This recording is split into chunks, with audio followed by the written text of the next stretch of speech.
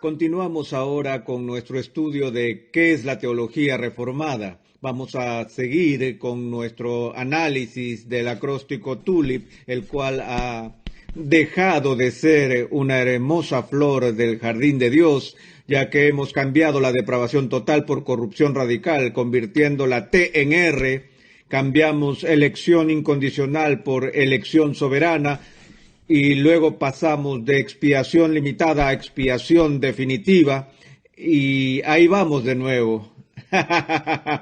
Vamos a cambiar otra letra aquí. Esta letra I representa la idea de irresistible gracia, gracia irresistible. Y otra vez tengo un pequeño problema con la terminología. No es porque no crea en la doctrina clásica de la gracia irresistible, sino porque también es confusa para muchas personas cuando la escuchan articulada en esos términos. Así que vamos a hablar mejor de gracia eficaz. Y lamentablemente, como pueden ver, quedará muy poco de la flor del tulipán, tulip en inglés, cuando haya terminado con estas modificaciones, y tendremos que buscar otro acróstico al parecer. Pero la idea de la gracia irresistible también genera una gran controversia y hay muchos malentendidos al respecto. Recuerdo que cuando estudiaba en el seminario tenía un profesor que enseñaba el Nuevo Testamento, y el hombre era también el presidente de ese seminario presbiteriano. Y un día en clase uno de los estudiantes levantó la mano y dijo: ¿cree usted en la doctrina de la elección? Y el profesor mostró un poco de irritación con tal pregunta y dijo con énfasis que no creía, porque él no creía que Dios llevaba a la gente gritando y pataleando contra su voluntad al reino de Dios, personas que no quieren estar allí, y que al mismo tiempo impedía entrar a otras personas que desesperadamente quieren estar en el reino. Y me sorprendió, no solo por ser una distorsión tan grave y una caricaturización de la teología reformada histórica, sino por ser pronunciada por un hombre que debería tener un conocimiento mejor, un hombre que ha estado sumido en las normas confesionales de la Iglesia y demás. Pero pensé que si una persona de este nivel en la Iglesia, con esta experiencia y educación, tenía esta idea falsa sobre la gracia irresistible, entonces ¿cuántas otras personas estarían también bajo el mismo concepto erróneo?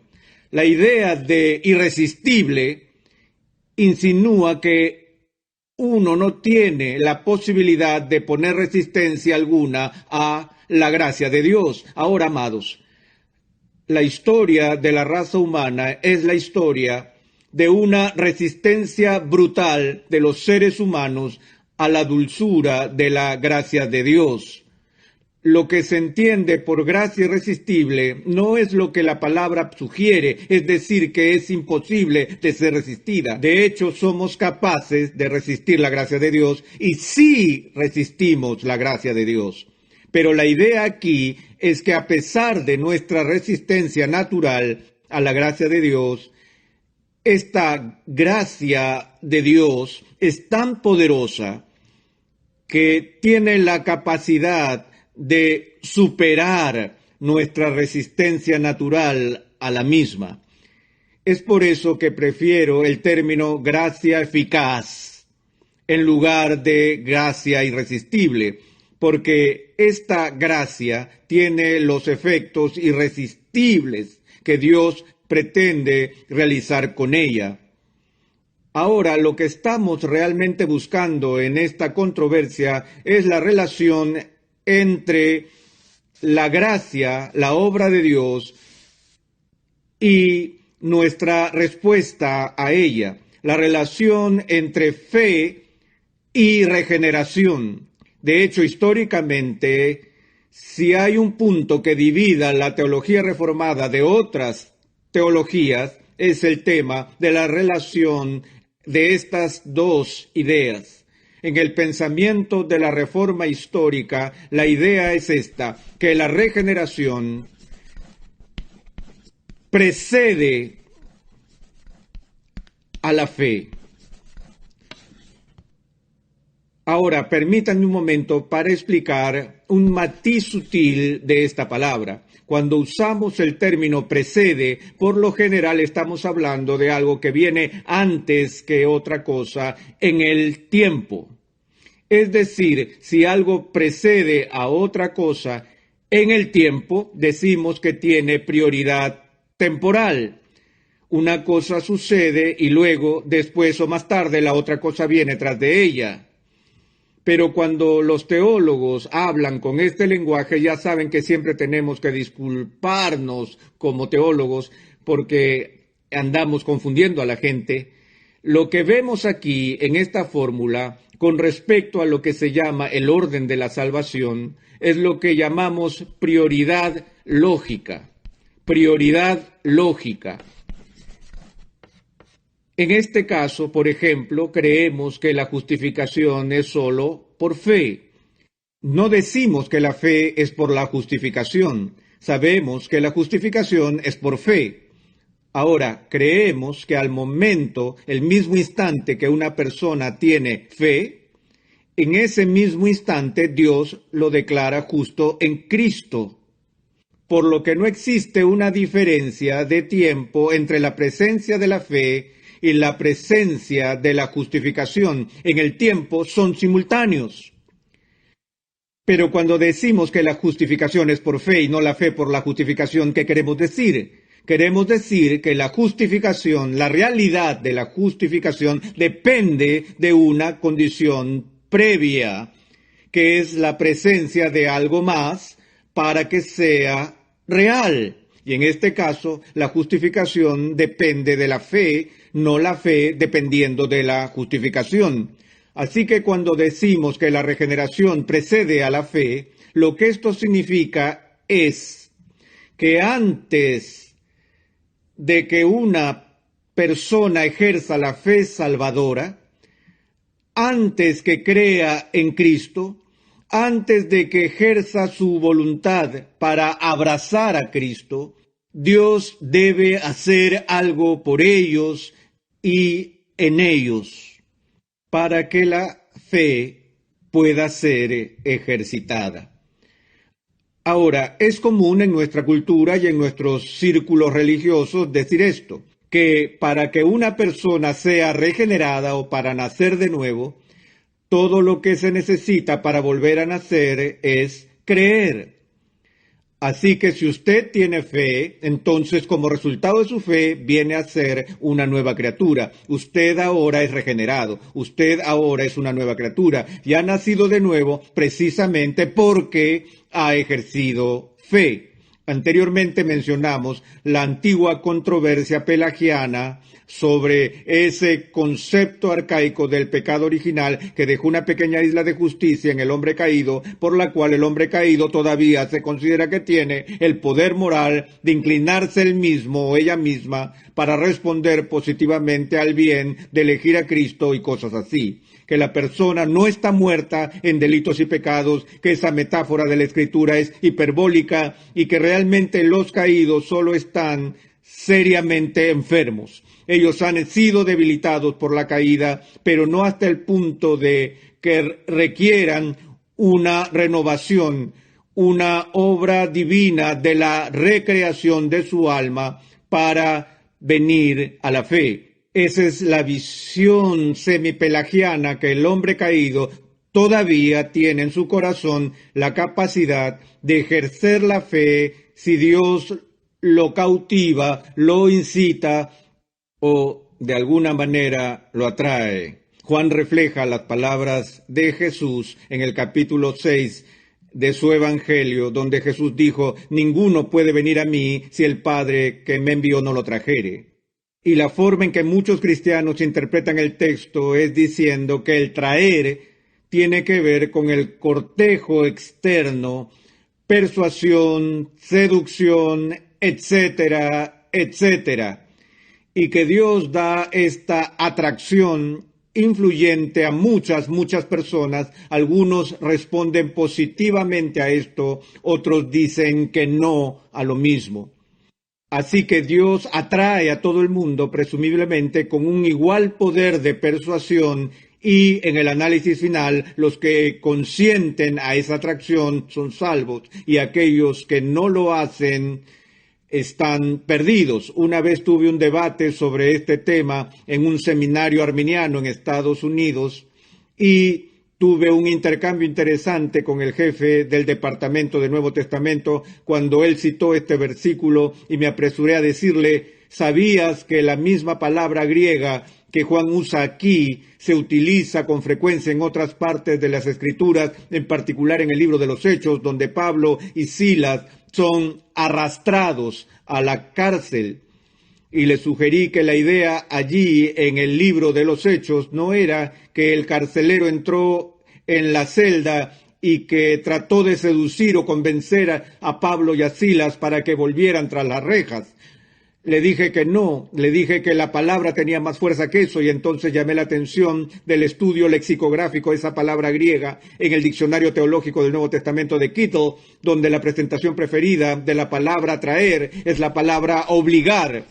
Ahora esto cambia todo si tú lees el texto, y Jesús está diciendo que nadie puede venir a mí si el Padre no le obliga. Eso es mucho más fuerte que usar la palabra débil traer, la cual podría dejarse para ser interpretado como el concepto de un tipo de cortejo que es una mera persuasión externa. Y en ese punto de nuestro debate, el profesor dio una vuelta de tortilla que no me esperaba. Él me dijo: sí, pero ¿sabías que la misma palabra griega es utilizada en uno de los poemas griegos? Y mencionó una cita de Eurípides o alguien más, no me acuerdo, donde se utilizó el verbo para la acción de sacar agua de un pozo.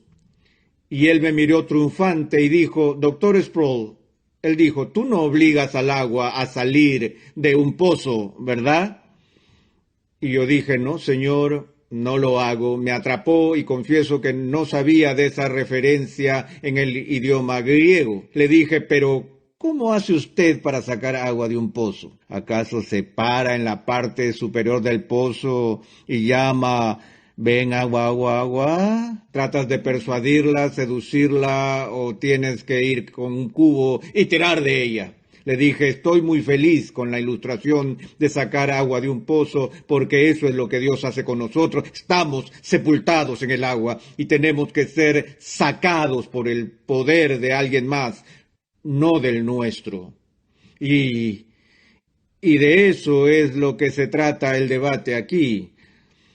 Dije al principio que todas estas controversias realmente se desprenden y se basan en nuestra comprensión de la T en Tulip, en nuestra comprensión de la doctrina de la depravación total y nuestra doctrina de la incapacidad moral. Nuestra condición de esclavitud al pecado es tan grave y la caída tan severa que no tenemos ningún deseo moral de Dios, a menos que Dios siembre ese deseo en nuestros corazones. Ahora bien, Jesús se lo dijo así a Nicodemo: el que no naciere de nuevo no puede ver el reino de Dios. Él no puede entrar al reino de Dios. Lo que oímos que nuestro Señor le dice en esta discusión con Nicodemo es lo siguiente: lo que es nacido de la carne, carne es, y que la carne para nada aprovecha. Que hay un requisito previo, una condición sine qua non, que debemos experimentar como una obra de Dios, Espíritu Santo, por la cual Él nos saca del estado de muerte espiritual, tal como Pablo dice en el 2 capítulo del libro de Efesios. Tomemos un momento para ver esto, donde Pablo dice en Efesios capítulo 2, versículo 1, y Él os dio vida a vosotros cuando estabais muertos en vuestros delitos y pecados, en los cuales anduvisteis en otro tiempo siguiendo la corriente de este mundo, conforme al príncipe de la potestad del aire, el espíritu que ahora opera en los hijos de desobediencia, entre los cuales también todos nosotros vivimos en otro tiempo en los deseos de nuestra carne, haciendo la voluntad de la carne y de los pensamientos, y éramos por naturaleza hijos de ira, lo mismo que los demás. Pero Dios, que es rico en misericordia por su gran amor con que nos amó, aun estando nosotros muertos en pecados, nos dio vida juntamente con Cristo. Y luego, entre paréntesis, porque por gracia sois salvos, y juntamente con Él nos resucitó, y asimismo nos hizo sentar en los lugares celestiales con Cristo Jesús. Y luego de nuevo en el verso 8, porque por gracia sois salvos por medio de la fe, y esto no es de vosotros. Una vez más el antecedente inmediato de qué es fe. Es el don de Dios. Entonces lo que Agustín le decía a Pelagio, lo que Lutero le decía a Erasmo, lo que Calvino le decía al mundo, lo que Edwards le decía a Chansey y lo que nosotros estamos diciendo a nuestros amigos hoy, es que la fe misma es un don que es dado y es gestada en nosotros por la regeneración. No es que el Espíritu Santo arrastra a la gente pataleando y gritando en contra de su voluntad para venir a Cristo, sino que lo que el Espíritu Santo hace es cambiar la inclinación y disposición de nuestros corazones para que si antes no estábamos dispuestos a abrazar a Cristo, ahora estemos dispuestos y más que dispuestos. De hecho, no somos arrastrados a Cristo, corremos a Cristo y nos abrazamos a Él con alegría porque el Espíritu ha cambiado nuestros corazones. Y ese corazón ya no es un corazón de piedra que es indiferente a los mandamientos de Dios y a las invitaciones del Evangelio, sino que Dios derrite la dureza de nuestros corazones cuando Él nos hace nuevas criaturas que estando muertos, el Espíritu Santo nos resucita de la muerte espiritual, para que vayamos a Cristo porque queremos ir a Cristo. Pero la razón por la que quiero ir a Cristo es debido a que Dios ya ha hecho una obra de gracia en mi alma. Y sin esa obra yo nunca hubiera tenido el deseo de ir a Cristo. Por eso decimos que la regeneración precede a la fe. También creemos en el pensamiento reformado de que la regeneración es monergista. Ahora, esta es una palabra muy compleja, monergista, y lo que significa básicamente es esto, que en esta operación divina llamada nuevo nacimiento o regeneración, es la obra de Dios en el alma humana y solo la obra de Dios. El ergo es una unidad de medida de energía y trabajo. La palabra energía proviene de esa idea. Mono significa uno, así que monergismo significa uno trabajando. Que la obra de regeneración en mi corazón es algo que Dios hace con su poder. No con un 50% de su poder y un 50% de mi poder, o 99% de su poder y el 1% de mi fuerza, sino que 100% obra de Dios. Él y solo Él tiene el poder para cambiar la disposición del alma y del corazón humano para llevarnos a la fe. Y cuando Él ejerce esta gracia en el alma, Él produce el efecto que pretende lograr con Él. Cuando Dios te crea, en primer lugar, Él te trae a la existencia. Tú no lo ayudaste. Fue su obra soberana que te trajo a la vida biológicamente. Cuando Él te trae a la vida espiritual de manera salvífica, es su obra y solo de Él que te lleva a este estado de nuevo nacimiento y de creación renovada. Y por lo tanto, llamamos a esto gracia eficaz. Es gracia que funciona, es gracia que trae consigo lo que Dios quiere que ocurra.